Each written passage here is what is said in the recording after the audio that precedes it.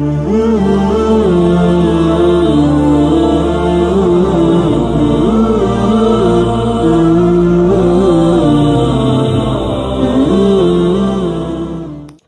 علیکم ورحمۃ اللہ وبرکاتہ۔ الحمد للہ نحمده ونستعینه ونستغفره ونؤمن به ونتوکل علیہ ونعوذ باللہ من شرور انفسنا ومن سیئات اعمالنا من يهده الله فلا مضل له ومن يضلله فلا هادي له ونشهد أن لا إله إلا الله وحده لا شريك له ونشهد أن سيدنا ومولانا محمدا عبده ورسوله أما بعد فأعوذ بالله من الشيطان الرجيم بسم الله الرحمن الرحيم وكلا وعد الله الحسنى قال النبي صلى الله عليه وسلم اللهم اجعله هاديا ومهديا واهد به أو كما قال عليه الصلاة والسلام صدق الله مولانا العظيم وصدق رسوله النبي الكريم ونحن على ذلك لمن الشاهدين والشاكرين والحمد لله رب العالمين۔ میرے محترم دوستوں اور بزرگوں، اللہ تعالیٰ نے اس دنیا کے اندر اپنا جو قانون اتارا، جو شریعت اتاری، جس دور میں بھی شریعت اتری اس کو بڑے مضبوط ہاتھوں کے اندر دیا گیا، اور دنیا کے اندر یہ اصول ہے کہ جب کوئی خط، کوئی پیغام جتنا ہی اہم ہوتا ہے اسی قدر اس کی حفاظت کا انتظام زیادہ کیا جاتا ہے۔ بلکہ بادشاہوں کا بھی دستور رہا کہ جب وہ کوئی اہم خط کسی کی طرف بھیجتے تو باقاعدہ وہ خط ایک لشکر لے کر جاتا تھا، اس کو محفوظ صندوقچے کے اندر رکھ کے اس کی حفاظت کے لیے کئی لوگ ساتھ روانہ کیا جاتے کہ یہ بادشاہ کا خط ہے اور انتہائی اہم خط ہے۔ تو گویا کہ یہ دستور ایسا ہے کہ قرآن پاک اور جتنی بھی کتابیں نازل ہوئیں ان کے اندر بھی یہی اصول کار فرما ہے کہ دیکھیے کہ فرشتوں کے اندر جو سب سے افضل ترین ہستی ہے ہر جبرائیل علیہ السلام کی، ان کو منتخب کیا گیا کہ وہ جو وحی، جو قانون، جو بھی شریعت نازل کرنی ہے ادھر سے ان کو منتخب کیا گیا، وہ لے کر آ رہے ہیں۔ اور پھر دنیا کے اندر جو معزز ترین ہستی ہیں دنیا کے اندر، انبیاء کرام کی، ان کے حوالے کیا جا رہا ہے۔ اب جتنے بھی وحی اور جتنے بھی شریعت نازل ہوئی ان کی چونکہ مدت کم تھی، وہ لیمیٹڈ تھی، محدود وقت کے لیے تھی، اور جو ہمارا دین ہے قرآن پاک، قرآن جو وحی ہے، جو ہماری شریعت ہے، یہ قیامت تک کے لیے، تو لہذا جس قدر اس کی حفاظت کا انتظام کیا گیا اس سے ماقبل کسی شریعت کے لیے ایسا انتظام نہیں کیا گیا، چونکہ ذمہ داری اللہ تعالیٰ نے لی تھی کہ ہم حفاظت کرنے والے ہیں۔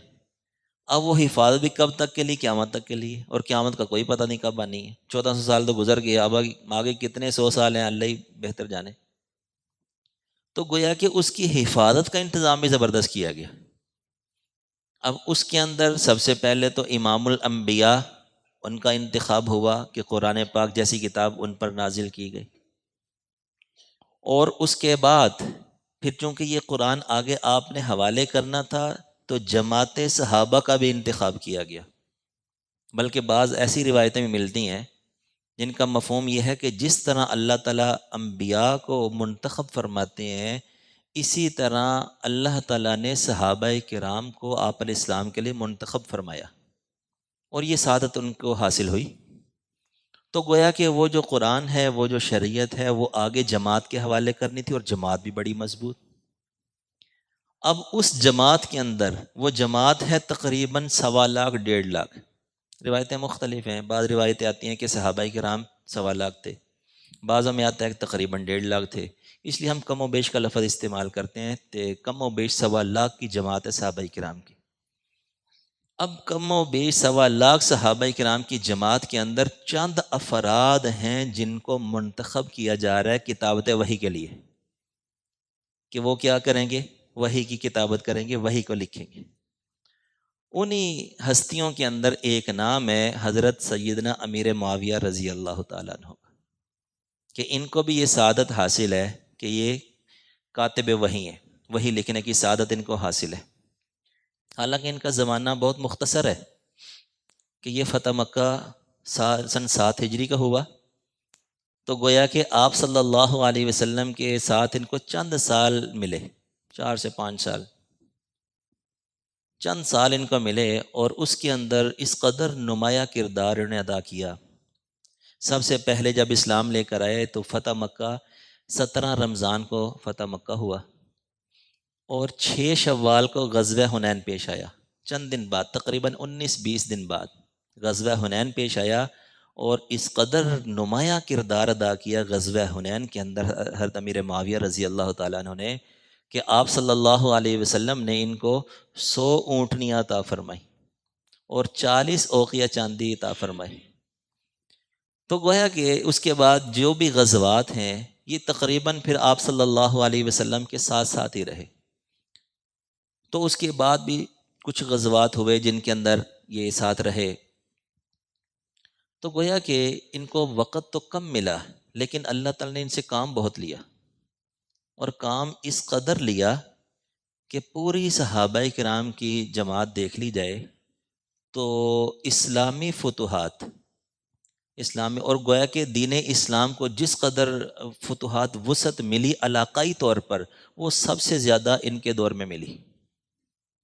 گویا کہ تقریباً 40 لاکھ مربع میل پر ان کی دور حکومت تھا، 40 لاکھ مربع میل، تو اس قدر نمایاں ہیں یہ اس حوالے سے۔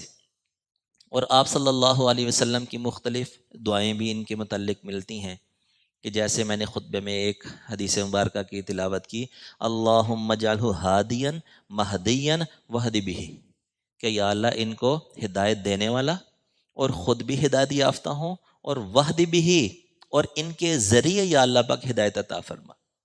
اسی طرح ایک اور دعا ہے، اللہم علمہ الکتاب والحساب وقہ العذاب، یہ مسند احمد کی روایت میں آتی ہے، اور جو پہلے دعا تھی وہ ترمذی کی روایت ہے۔ تو اس میں آپ علیہ السلام فرما رہے ہیں کہ اللہم علمہ الکتاب والحساب، کہ یا اللہ ان کو کتاب کا علم عطا فرما، والحساب، اور حساب میتھمیٹکس کا علم عطا فرما۔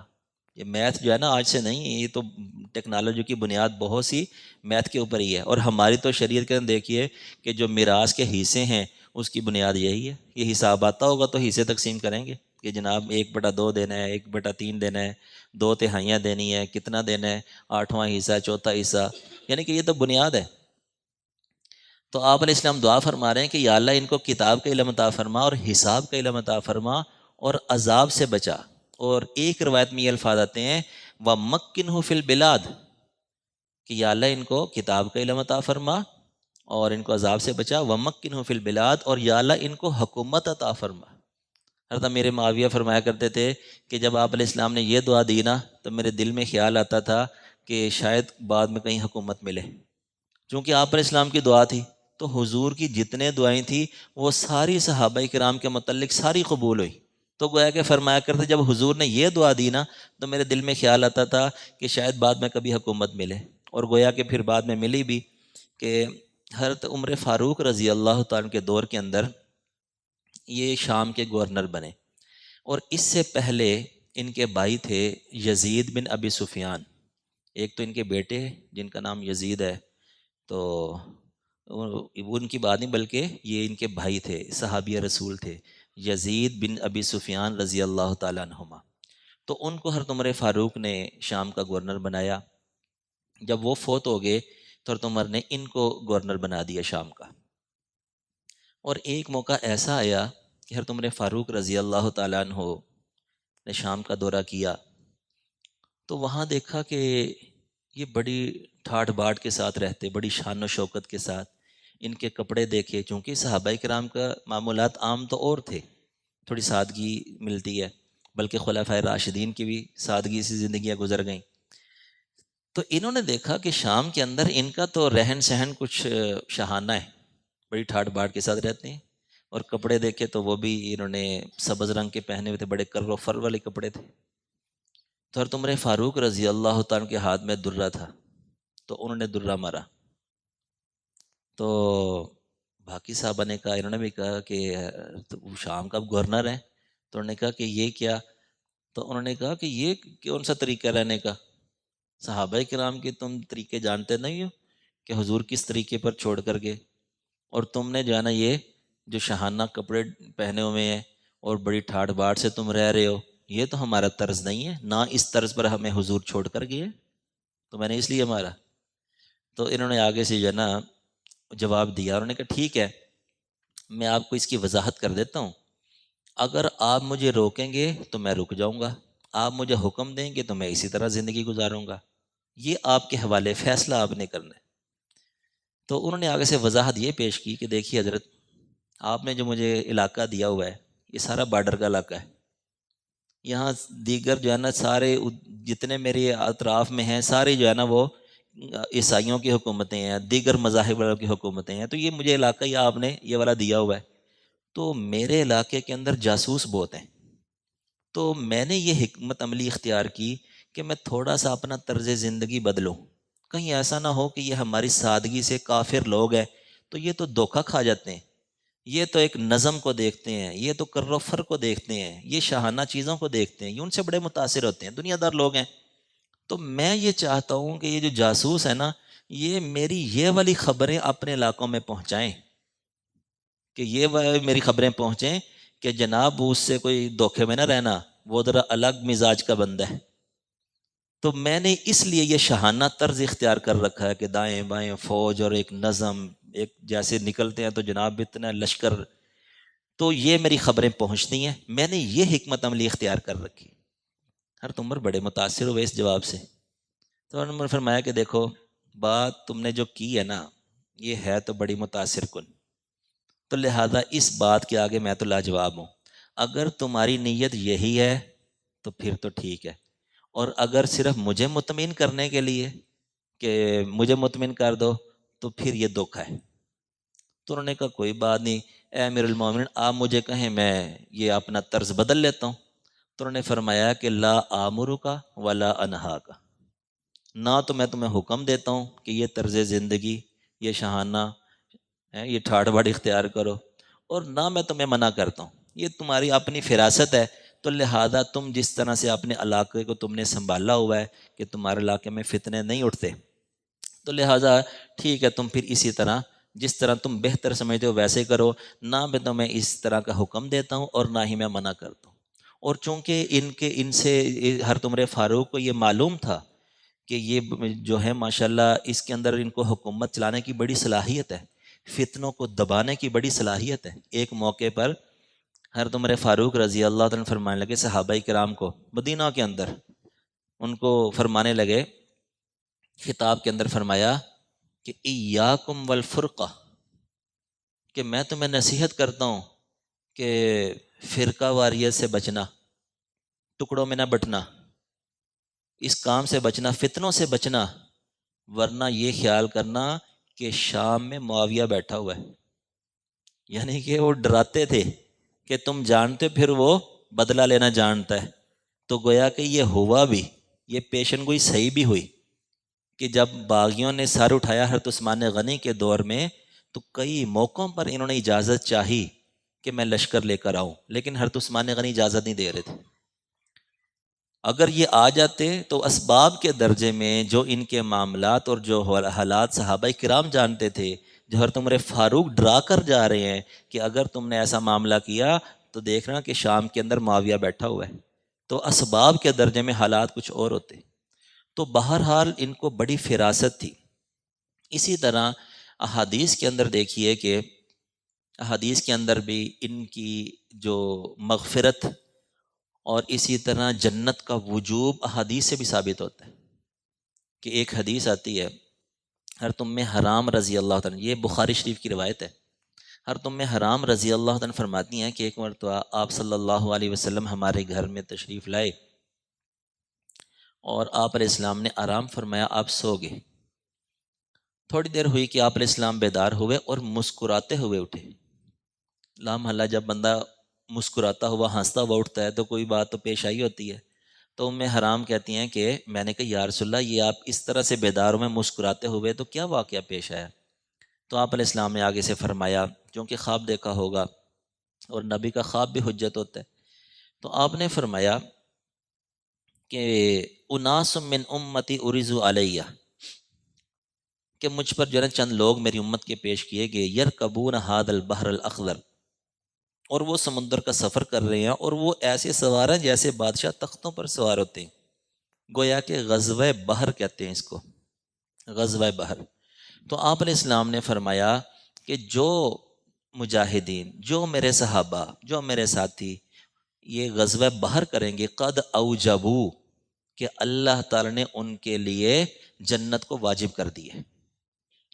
اب اس بات پر تمام مورخین کا، پوری امت کا، تمام ائمہ کا اتفاق ہے کہ یہ جو غزوہ بحر ہے یہ ہوا حضرت عثمان غنی رضی اللہ عنہ کے دور میں، اور ہوا اس طرح کہ حضرت امیر معاویہ رضی اللہ عنہ نے شام کے اندر چونکہ گورنر تھے تو انہوں نے اجازت مانگی غزوہ بحر کی۔ حدیث تو انہوں نے بھی سن رکھی تھی کہ جنت کا وجوب ہے، وجوب، واجب، یہ الفاظ ملتے ہیں۔ تو انہوں نے کہا کہ اے امیر المومنین مجھے اجازت دیجیے، میں غزوہ بحر کرنا چاہتا ہوں۔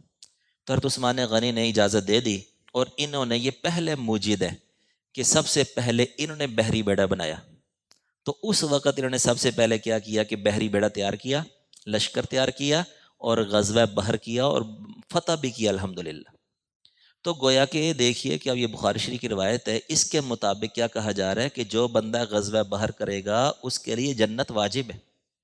تو یہ وہ چیزیں ہیں جو قرآن و حدیث سے ثابت ہیں۔ اسی طرح جیسے میں نے خطبے میں جو آیت مبارکہ کا کہ حصہ پڑھا، وَكُلًّا وَعَدَ اللَّهُ الْحُسْنَى، کہ اللہ تعالیٰ تو یہ فرما رہے ہیں کہ ساری جماعت صحابہ کے متعلق فرما رہے ہیں کہ ساری جنتی ہیں۔ اسی طرح دوسری جگہ اللہ تعالیٰ فرما رہے ہیں رضی اللہ عنہم ورضوا عنہ، کہ اللہ تعالیٰ سب سے راضی ہو گیا۔ اللہ تعالیٰ نے یہ اعلان فرما دیا، اور یہ اعلان اللہ تعالیٰ ازل سے ہی جانتے تھے کہ صحابہ کرام کے کیا حالات ہیں، اور آپ صلی اللہ علیہ وسلم کے وصال کے بعد صحابہ کرام کے کیا حالات ہوں گے، یہ اللہ تعالیٰ جانتے تھے۔ اس کے باوجود ایسے جملے اللہ تعالیٰ نے اتارے کہ ساری جماعت کو اللہ تعالیٰ نے بخش دیا۔ اب دیکھیے کہ اگر اب ایک دو باتوں کو لے کر پروپیگنڈا کیا جاتا ہے، وہی باتیں سامنے آتی ہیں۔ ان کا یہ جو طرز زندگی ہے، اور 3 بر اعظموں تک اسلام پھیلانے والے حضرت امیر معاویہ ہیں، یہ جو ان کی زندگی کا حصہ ہے، اس کی بجائے جو فتنے والی باتیں ہیں ان کو پھیلایا جاتا ہے۔ اب جیسے 22 رجب کو ان کی وفات ہوئی، اور جناب ایسی ایسی رسومات ایجاد کر دیں کہ جناب وہ ان کو نام دے دیا کہ فلانے امام ہیں، ان کی ولادت ہوئی، ان کے کنڈے ہیں۔ وہی امام تو اتنے پیدا ہوئے ہیں اور کسی کے کنڈے نہیں ہیں، یہ ایک امام کے کنڈے کیوں ہیں؟ کہ کنڈے کس کے ہیں جناب؟ جعفر صادق کے۔ اچھا جی، تو امام تو اور بھی ہیں، تو ہم بھی مانتے ہیں، دوسرے لوگ بھی مانتے ہیں جی، 12 امام ہیں، وہ 12 امام تو ہم بھی مانتے ہیں، ہمارے بھی بڑے ہیں، سادات میں سے ہیں۔ یہ 12 ہی نہیں ہیں، اور بھی ہیں، یہ 12 نہیں ہیں، اور بھی بہت سے ہیں۔ تو لہذا اور کسی کی امام کے کنڈے نہیں ہیں جناب، یہاں پر آ کے ان کی ولادت کے کنڈے کہ وہ پیدا ہوئے تھے۔ یہ بہت بڑا دھوکہ ہے، فتنہ ہے کہ وصال ہو رہا ہے حضرت امیر معاویہ رضی اللہ عنہ کا 22 رجب کو، تو جناب 22 رجب کو کیا ہے، وہ کنڈے بانٹے جا رہے ہیں اور دھوکہ کیا دیا جا رہا ہے۔ وہ خوشی میں تھے کہ اہل باطل اس وقت کے جو منافقین تھے، تو گویا کہ وہ اس ایسی انہوں نے چیزیں شروع کر دیں کہ گویا کہ ہمارا جو ہے نا ایک ہمیں دلی طور پر تسکین بھی حاصل ہو، اور کن کے ہاتھوں سے تسکین حاصل ہو؟ سنیوں کے ہاتھوں سے، کہ بات ایسی پھیلا دی کہ ہمارے سنی بھی جناب وہی کام کر رہے ہوتے ہیں۔ اور پروپیگنڈا یہ حضرت امیر معاویہ رضی اللہ عنہ کے متعلق جو ایک آدھا معاملہ دیکھی، جنگ ہو گئی، حضرت علی سے جنگ ہو گئی، اب اس کو تو پیش کیا جا رہا ہے۔ بھائی آج دیکھیے کہ اگر کوئی باہر لڑائی ہو جائے نا، جی سراج بلڈنگ لڑائی ہو گئی، اس لڑائی کے واقعات جب یہاں تک پہنچیں گے چند قدم ہیں تو روایتیں کتنی ہوں گی؟ سینکڑوں روایتیں وہ ہوں گی مختلف. ہر بندہ اپنی روایت پیش کر رہا ہوگا، اور جی یہ وجہ ہوئی تھی، اور جی جناب یہ مسئلہ ہو گیا تھا، اور جناب نہیں اس کی زیادتی تھی، اور نہیں جی اس نے ایسا نہیں کیا ایسا کیا تھا. بلکہ جو چینل والے آئیں گے نا، ہر چینل وہ اس کی اپنی بات ہوگی. یہ ہمارے قریب کوئی لڑائی ہو جائے تو وہ صحیح روایت نہیں پہنچتی، تو 1400 سال پرانی لڑائیوں کی باتیں، اور اس کے اندر بھی صحابہ کرام کی بات، اور صحابہ کرام کی جماعت ایسی ہے کہ قرآن و حدیث کے اندر منع کیا گیا ہے. اہل سنت والجماعت جتنے علماء ائمہ کا متفقہ فیصلہ ہے، جس کو کہتے ہیں مشاجرات صحابہ، کہ صحابہ کرام کے آپس میں اختلافات جو اگر کسی کو پیش بھی کیا جائے تو کوئی ایسا لفظ استعمال نہ کیا جائے جس سے کسی صحابی کی شان میں گستاخی یا کم سے کم کسی درجے میں تنقیص لازم آتی ہو. ایسی طریقے سے واقعات پیش کرنے منع ہیں. اب دیکھیے کہ وہ صحابہ کرام کی اگر ہو بھی گئی جنگ تو اس میں کتنے ہی منافقین ایسے تھے، انہوں نے کردار ادا کیا، لڑائی ہو جاتی ہوتی ہے. تو اللہ تعالیٰ کے علم میں تھا کہ یہ لڑائیاں ہونی ہیں. اللہ تعالیٰ ان کی لڑائیوں کے باوجود قرآن کے اندر ایسا جملہ نازل فرما رہے ہیں کہ اللہ راضی ہو گئے. تو ہم کون سا حق بیان کر رہے ہیں کہ ایسی لڑائیوں کے واقعات سوشل میڈیا پر پھیلا کر اس کو ہم حق سمجھ رہے ہیں؟ اللہ تعالیٰ ہمارے اس حق بیان کرنے سے بھی ناراض ہو رہے ہیں کہ جناب ان کی ان واقعات کو غلط رنگ دے کر پیش کیا جاتا ہے. اور ایک روایت اس طرح لیاذ باللہ کہ جناب حضرت امیر معاویہ کے دور حکومت کے اندر ان کے ممبروں کے اوپر حضرت علی کو گالیاں دی جاتی تھیں، نعوذ باللہ من ذالک. وہ روایت کے الفاظ کیا ہیں، اس کا مقصد کیا ہے؟ کوئی اس کو اپنے جب اپنا ذہن فاسد ہوگا نا تو اس کو وہ اسی آئینے میں نظر آئے گی، جیسا چہرہ ہے ویسا آئینے میں نظر آنا ہے. وہ دماغ کے اندر یہ چیزیں ہوتی ہیں، تنقیص ہو تو وہ الفاظ کو غلط رنگ دے دیتے ہیں. اب دیکھیے ممبر ایسی چیز ہے، 1400 سال گزر گئے، ایک عرصہ آپ بھی ممبروں کو دیکھ رہے ہیں کہ آپ سن رہے ہیں، ممبروں سے آپ کیا ایسا گمان رکھتے ہیں کہ یہاں سے گالیاں دی جاتی ہیں؟ جس مردی فرقے سے تعلق ہو، ممبر پر جب بندہ بیٹھ جاتا ہے نا، گالیاں نہیں نکلتی منہ سے. تو ہم تو ان کو چیلنج کرتے ہیں کہ جو تم یہ روایتیں پیش کرتے ہو، کو ایک گالی تو ثابت کرو کہ کون سی ماں بہن کی گالی دی تھی علیہ باللہ. روایت کو اور رنگ سے پیش کر دیا. اوپر سے یہ سوشل میڈیا کا فتنہ ایسا، اللہ معاف کرے، وہ اس طرح آگ کی طرح ایسی خبریں پھیلتی ہیں. صحیح جتنا مرضی آپ ماتم کر لیں، قرآن حدیث صحیح معنی کا بیان کر دیں، وہ آپ کے دیکھنے والے چند ویوز ہوں گے، 50 100 150 200 500. کوئی علیہ باللہ کوئی فتنے والی بات کر دیں، وہ لاکھوں میں آئیں گے. تو یہ تو ایک پورا فتنہ ہے. تو اس وجہ سے دیکھیے کہ آپ جو ہے نا ان چیزوں کو دیکھیں کہ جو قرآن و حدیث نے ہمیں ہماری زبانوں پر تالا لگا دیا ہے. جب کسی صحابی کا نام آ گیا کہ یہ صحابی ہے تو صحابہ کے بارے میں تمام علماء کا فیصلہ ہے، الصحابۃ کلھم عدول، کہ سارے کے سارے صحابہ کرام سچے، عادل اور پاک ہستی ہیں. تو لہٰذا ان کے متعلق کوئی ایسا لفظ نہیں نکالنا علیہ باللہ کہ ہماری قبر خراب ہو جائے، ہماری آخرت خراب ہو جائے. تو تمام کے تمام صحابہ کرام برحق ہیں. ان کی عقیدت، ان کی محبت ہمارے دلوں میں بھی ہونی چاہیے، اور اپنے بچوں کی بھی یہی تربیت کرنی چاہیے. اللہ تعالیٰ تمام فتنوں سے حفاظت فرمائے. وآخر دعوانا الحمدللہ رب العالمین.